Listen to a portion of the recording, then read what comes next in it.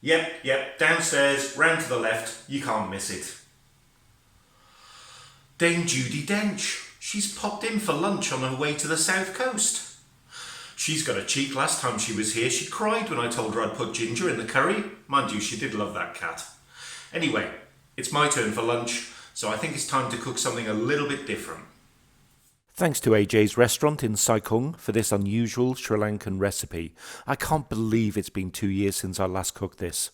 The curry is full of warming spices, chili, black pepper and cloves. The black masala is so fragrant it's intoxicating. You have to try this. Here's the ingredients list. I'll put a copy of these down in the comments below so you can copy. Okay, it's lunchtime and I'm getting hungry, and I'm sure Dame Judy is as well. I've got here our initial kind of toasting ingredients, our initial spices. I've separated them slightly, so the fennel and cumin are in this bowl here because these are smaller and these are more robust. So what I've got now is my pan nicely heated, and we're going to toast off. First of all, we're going to start with our more robust spices, and we're just going to keep those moving in the pan. Now, it's not unusual with any particular curry to kind of toast off spices, but you will find that for this one, because we want a nice dark colour, we're going to take them longer and darker than we usually would do. So I'm just going to keep these moving in the pan, and this is probably going to take 3 or 4 minutes to get to a kind of semi-ready state, and then I'll add the cumin and the fennel seeds, and we'll just probably toast them for a bit longer, and I can start to smell the aromas coming from the dry pan now as the roasting and toasting process goes on. So just keep them moving, and let's watch the colour go darker. Well, we're kind of partway through, probably about 3 minutes in. Time to add the smaller spices even, and just keep it going for another couple of minutes, 2-3 minutes maybe. So after about 5 minutes in all, you can see there's a little bit of smoke coming off the pan now, but the smell from this is absolutely heady. So this is a little bit darker than we would usually do, but now it's time to take this off the heat and leave this to cool for a little while. But don't put your hot pan away just yet. On the same kind of heat, I've actually got here our rice and our coconut, and I'm just going to toast these just lightly brown. We don't want these to darken really.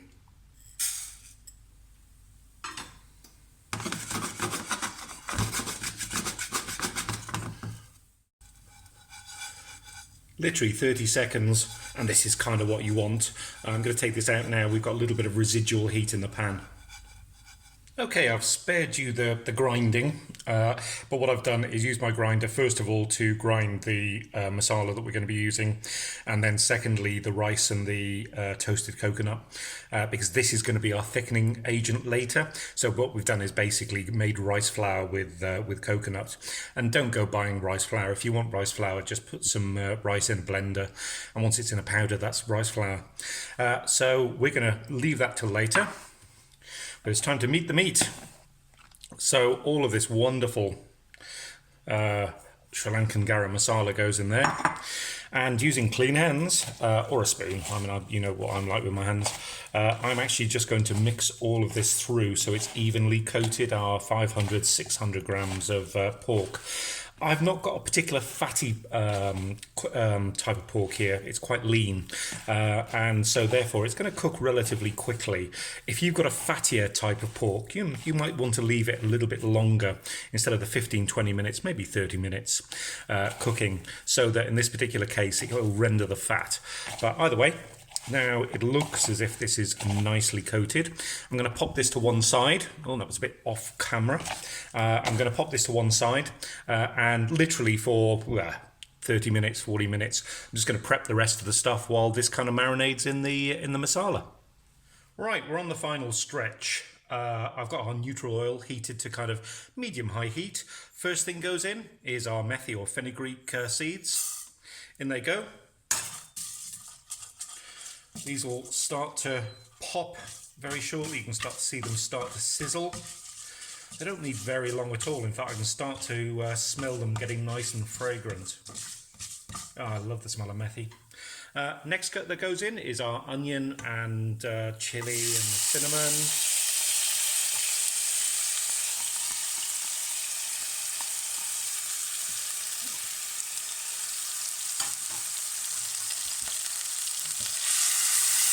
They'll sizzle away now. Now, I'm not looking to brown the onions, I'm just simply wanting them to go translucent and lose some of their kind of rawness, which will probably only take 2 or 3 minutes. So let's keep those moving and start to get these nice and translucent. Gosh, the smell of that cinnamon and the chili and the methi seeds is really beautiful. But we're not stopping there. Next on the list, probably need a spoon for this, is our ginger and garlic paste, our black pepper, the chili powder as well. This isn't a hot chili by any stretch of the imagination. This isn't a hot dish at all. But we just want a little bit of background heat in there.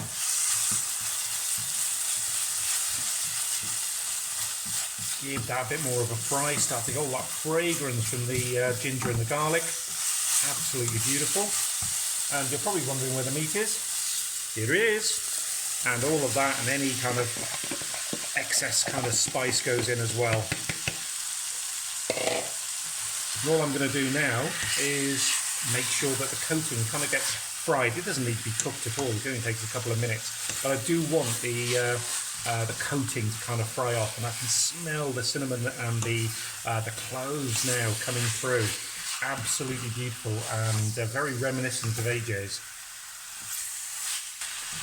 After a few minutes, you can see that the meat is kind of, it's coloured on the outside, and the smell from the coating is beautiful. I wish I could just have this as a dry curry, but it's time for the wetness. So I've got our coconut milk and our water here, and that's going to go in. And turn the temperature up a little bit, just to, would help if I didn't turn it off, just to start the cooking process off again with the cold water. So I'm just going to let this come up to a bubble now. So this is coming up to temperature now, it's starting to bubble away. Now for our controversial ingredient, soy sauce. Now you probably noticed that I didn't use any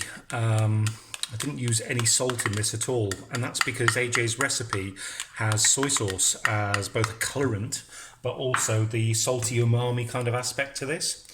And I really did kind of question the owner by saying, well, I've never come across soy sauce in Sri Lankan cooking, and he said, well, we have a large immigrant population, a large expat population of Chinese, and they, of course, over the years, their style of cooking has started to come into our kind of cuisine, and people are starting to use soy sauce a lot more.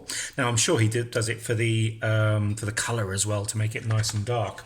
But in this particular case, I'm not going to argue. When I did the research for this recipe, I actually found that about 20% of the recipes I came across used soy sauce, the rest didn't. But as you can see, this is going nice dark colour now. I'm just going to let this come up to temperature. I'm going to put it on a low heat, put the top on, and let this bubble away.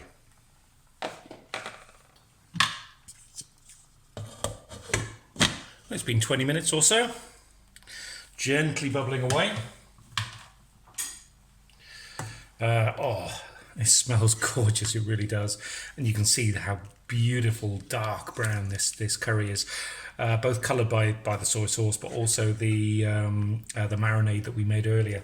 So I think we're almost there. One thing we are going to have to do, our last step, is our thickening agent. So our ground up toasted rice and coconut. The coconut's just going to give it a beautiful little sweet flavour, but a little bit of that toastiness is going to creep in as well. So I'm going to leave this uncovered, turn the heat up a little bit, and I'm just going to give this 2-3 minutes just to thicken up, just stirring every now and again, and I think we'll be ready to serve.